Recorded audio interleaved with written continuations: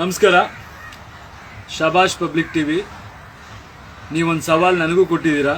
ನಾನು ಮೊನ್ನೆ ಒಂದು ಸ್ಟೇಟ್ಮೆಂಟ್ ಕೊಟ್ಟಿದ್ದೆ. ಈ ಕಾವೇರಿ ಇಶ್ಯೂ ಬಗ್ಗೆ ನನ್ನ ಪ್ರಶ್ನೆ ಮಾಡಿದಾಗ ಒಬ್ಬ ನಟನಾದವನು ಒಂದು ಯಾವುದೇ ಈ ಥರದೊಂದು ಸಂದರ್ಭ ಬಂದಾಗ ಅವನ ಜವಾಬ್ದಾರಿ ಎಷ್ಟಿರುತ್ತೆ ಅನ್ನೋ ಪ್ರಶ್ನೆ ಬಂದಾಗ ನಾನೊಂದು ಸ್ಟೇಟ್ಮೆಂಟ್ ಕೊಟ್ಟಿದ್ದೆ. ನಾನೊಬ್ಬ ಸಿನಿಮಾ ಕಲಾವಿದ.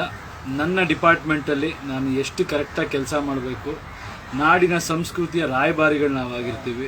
ಸಿನಿಮಾ ಭಾಷೆ ಜೊತೆಗೆ ಭಾವನೆಗಳು, ಲೈಫ್ ಸ್ಟೈಲ್ಗಳನ್ನ ಕ್ಯಾರಿ ಮಾಡ್ಕೊಂಡು ಹೋಗ್ತಾ ಇರುತ್ತೆ. ಅದನ್ನು ಜವಾಬ್ದಾರಿಯುತವಾಗಿ ನಿರ್ವಹಿಸಿ ಬೇರೆ ಭಾಷೆ ಅಥವಾ ಬೇರೆ ಎಲ್ಲರ ಮುಂದೆ ನಮ್ಮ ಭಾಷೆಯ ಸೊಗಡನ್ನು ಎತ್ತಿ ಹಿಡಿಯೋದು ನನ್ನ ಕರ್ತವ್ಯ ಅಂತ ಭಾವಿಸಿ ಅದ್ರ ಬಗ್ಗೆ ಶ್ರದ್ಧೆಯಿಂದ ಬದುಕ್ತಿರುವಂಥ ವ್ಯಕ್ತಿ ನಾನು.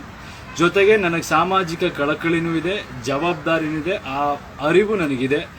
ಏನು ಮಾಡಬೇಕು, ನಮ್ಮ ಜನಗಳಿಂದ ನಾವು ಬದುಕಿರೋದು, ಅವ್ರಿಗೆ ಹೇಗೆ ಸ್ಪಂದಿಸಬೇಕು, ಅವ್ರ ಕಷ್ಟದಲ್ಲಿ ನಾವು ಹೇಗೆ ಭಾಗಿಯಾಗಬೇಕು ಅನ್ನೋ ಜವಾಬ್ದಾರಿ 100% ನನಗಿದೆ. ಬಟ್ ಮಾಧ್ಯಮಗಳಲ್ಲಿ ಯಾವುದೇ ಒಂದು ಇಶ್ಯೂ ಆದಾಗ, ಯಾವ್ದಾದ್ರು ಹೋರಾಟಗಳಾದಾಗ ಎಲ್ಲಿದ್ದಾರೆ ಸಿನಿಮಾ ನಟರು? ತೆರೆ ಮೇಲೆ ಡೈಲಾಗ್ ಹೊಡಿತಾರೆ. ತೆರೆ ಮೇಲೆ ಡೈಲಾಗ್ ಹೊಡೆದವರು ಬರೀ ತೆರೆ ಮೇಲೆನಾ? ಅವ್ರಿಗೇನು ಜವಾಬ್ದಾರಿ ಇಲ್ವಾ? ಮಜಾ ಮಾಡ್ತಿದ್ದಾರೆ. ಶೂಟಿಂಗ್ ಅಂದರೆ ಮಜಾ, ಶೂಟಿಂಗ್ ಅಂದರೆ ಶೋಕಿ ಅನ್ನೋ ಥರ ಪೋಟ್ರೆ ಆಗಿದ್ದ ಕೆಲವು ಸಂದರ್ಭಗಳು ನನ್ನ ಮನಸ್ಸಿಗೆ ನೋವುಂಟು ಮಾಡಿತ್ತು. ಶೂಟಿಂಗ್ ಅಂದರೆ ಅದು ಒಂದು ಕೆಲಸ. ಹಗಲು ರಾತ್ರಿ ನಿದ್ದೆಗಟ್ಟು ನಾವು ಕೆಲಸ ಮಾಡ್ತೀವಿ, ನಾವು ದಿನಗೂಲಿಯವ್ರ ಥರ ದುಡ್ಕೊಂಡು ಬದುಕ್ತೀವಿ ಅನ್ನೋ ಒಂದು ಅರಿವು ಜನಕ್ಕೆ ಮೂಡಿಸುವಂಥ ಮಾಧ್ಯಮಗಳು, ಮೂಡಿಸ್ಬೇಕಾದಂಥ ಮಾಧ್ಯಮಗಳು. ನಾವು ಶೋಕಿ ಮಾಡ್ತೀವಿ, ಜವಾಬ್ದಾರಿ ಇಲ್ಲ ಅನ್ನೋ ರೀತಿ ಕೆಲವು ಮಾಧ್ಯಮಗಳು ಪ್ರೋಗ್ರಾಮ್ಗಳು ಮಾಡಿದ್ದು ನನ್ನ ಗಮನಕ್ಕೆ ಬಂದು ನನ್ನ ಮನಸ್ಸಿಗೆ ತುಂಬ ನೋವಾಗಿದೆ. ಅದರಿಂದ ನಾನು ಆ ಇಂಟರ್ವ್ಯೂಲಿ ಆ ರೀತಿ ಒಂದು ಸ್ಟೇಟ್ಮೆಂಟ್ ಕೊಟ್ಟೆ. ಬಟ್ ಈಗ ಸೂಪರ್, ನೀವು ಸವಾಲಂತಲೇ ಸ್ವೀಕರಿಸಿದ್ರೆ ನನಗೂ ಭಾಳ ಖುಷಿ ಇದೆ, ಹೆಮ್ಮೆ ಇದೆ.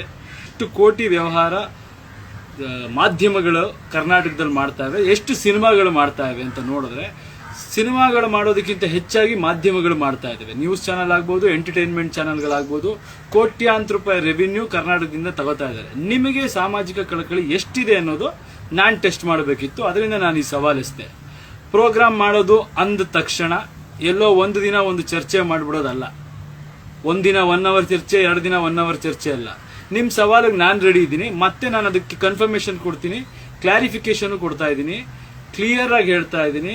ಪ್ರೋಗ್ರಾಮ್ ಅಂದರೆ ಒಂದು ದಿನ 1 ಅವರ್ ಒಂದು ಚರ್ಚೆ, ಯಾರನ್ನ ಕರೆಸ್ಬಿಟ್ಟು ಅವ್ರು ಸರಿ ಇಲ್ಲ, ಇವ್ರು ಸರಿ ಇಲ್ಲ, ಅವ್ರು ಕೆಲಸ ಮಾಡಿಲ್ಲ, ಇವ್ರು ಕೆಲಸ ಮಾಡಿಲ್ಲ ಅಂತ ಪ್ರಶ್ನೆ ಮಾಡಿಬಿಟ್ಟು ನಮ್ಮ ಜವಾಬ್ದಾರಿ ಏನಿಲ್ಲ ಅಂತ ಕೈ ಇದು ಮಾಡ್ಕೊಂಡು ಕೂತ್ಕೊಂಡ್ಬಿಡೋ ಥರ ಕಾರ್ಯಕ್ರಮ ಆದರೆ ನಾನು ಬರಲ್ಲ.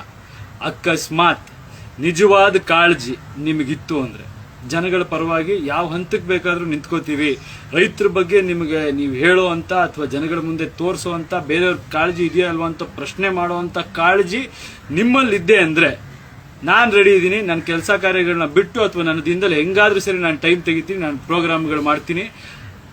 1 ದಿನ 2 ದಿನ ಅಂತಲ್ಲ, ಅನ್ಲಿಮಿಟೆಡ್ ಒಂದಷ್ಟು ದಿನ ಅಂತ ಪ್ಲಾನ್ ಮಾಡೋಣ. ಬೇಕಾದ್ರೆ ಅದಕ್ಕೂ ಒಂದು ಲಿಮಿಟ್ ಹಾಕೋಣ.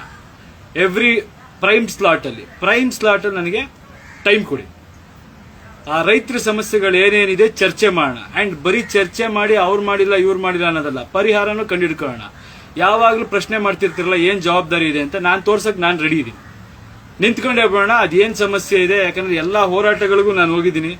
ಮಹದಾಯಿ ಹೋರಾಟಕ್ಕೆ ಹೋಗಿದ್ದೀನಿ, ಎಲ್ಲ ಎಷ್ಟು ಕೋಲಾರಕ್ಕೆ ಹೋಗಿದ್ದೀನಿ. ಮೊನ್ನೆ ಯಾವ ಹೋರಾಟಕ್ಕೆ ಹೋಗಿದ್ದೀವಿ, ಎಲ್ಲ ಕಡೆ ಹೋಗ್ತೀವಿ, ಮಾತಾಡ್ತೀವಿ, ಚಪ್ಪಾಳೆ ಸಿಳ್ಳೆ ಬೀಳುತ್ತೆ.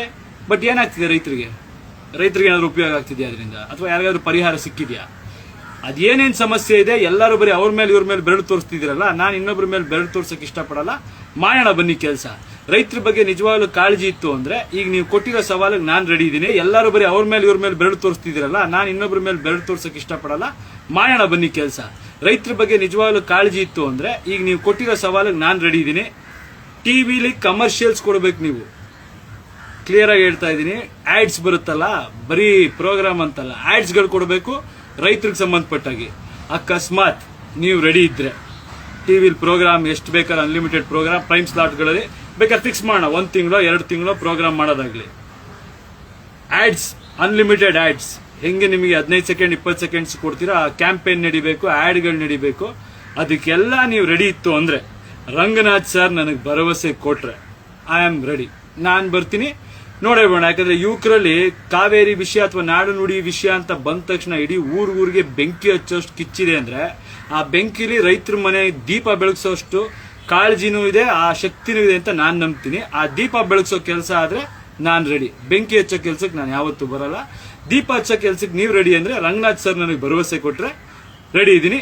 ಎಗೇನ್ ಓಪನ್ ಚಾಲೆಂಜ್ ಆಗ್ತಾ ಇದ್ದೀನಿ. ಬರೀ ಪಬ್ಲಿಕ್ ಟಿವಿ ಅಲ್ಲ, TV9, ETV, BTV, ZTV, ಪ್ರಜಾ ಟಿವಿ, ಯಾವ್ಯಾವ ಟಿವಿ ಇದೆಯೋ ಎಲ್ಲರೂ ರೆಡಿ ಇದ್ರೆ ಬನ್ನಿ ಮಾಡೇ ಬಿಡೋಣ. ರೈತರಿಗೆ ಅದೇನೋ ಬರೀ ಮಾತಲ್ಲಿ ರೈತರ ಕಾಳಜಿ, ರೈತರ ಸಮಸ್ಯೆ, ನೀವು ಮಾಡೋ ಪ್ರೋಗ್ರಾಮ್ ಇಂದಾಗ್ಲಿ ಅಥವಾ ನಾವು ಹೋಗಿ ಮಾಡೋ ರ್ಯಾಲಿಯಿಂದಾಗ್ಲಿ, ಭಾಷಣದಿಂದಾಗ್ಲಿ ರೈತರ ಮನೆಯಲ್ಲಿ ಇರೋ ಸಮಸ್ಯೆ ಬಗೆಹರಿಯಲ್ಲ, ಅವ್ರಿಗೊಂದೊತ್ತು ಊಟನೂ ಸಿಗಲ್ಲ. ಅವ್ರಿಗೆ ಏನಾದ್ರೂ ಒಳ್ಳೆ ಕೆಲಸ ಮಾಡೋದಕ್ಕೆ ನೀವು ರೆಡಿ ಇದ್ರೆ ಎಂಟೈರ್ ಮಾಧ್ಯಮಕ್ಕೆ ಹೇಳ್ತಾ ಇದ್ದೀನಿ ನಾನು. ಇದು ಅಹಂಕಾರದಿಂದ ಮಾತಾಡ್ತಾ ಇಲ್ಲ, ಒಬ್ಬ ಕನ್ನಡಿಗನಾಗಿ, ಸ್ವಾಭಿಮಾನಿಯಾಗಿ, ರೈತಾಪಿ ಕುಟುಂಬದಿಂದ ಬಂದವನಾಗಿ ಹೇಳ್ತಾ ಇದ್ದೀನಿ. ನನ್ನ ನೈತಿಕತೆ ಬಗ್ಗೆ ಪ್ರಶ್ನೆ ಮಾಡಿರೋ ಎಲ್ಲರಿಗೂ ಇದೊಂದು ಸವಾಲಾಗ್ತಾ ಇದ್ದೀನಿ. ಬನ್ನಿ ಮಾಡೋಣ. ಎಲ್ಲಾ ಚಾನಲ್ ಅವರು ಏನಾದ್ರೂ ಆಗ್ಬಿಡ್ಲಿ, ನಿಂತ್ಕೊಂಡೇ ಬಿಡೋದಾಗ್ಲಿ. ಇದಕ್ಕೆ ರೈತರ ಸಮಸ್ಯೆ ಏನಿದೆ, ರೈತರ ಹೋರಾಟಗಳೇನೇನಿದೆ ಎಲ್ಲದಕ್ಕೂ ಹೋರಾಡೋಣ.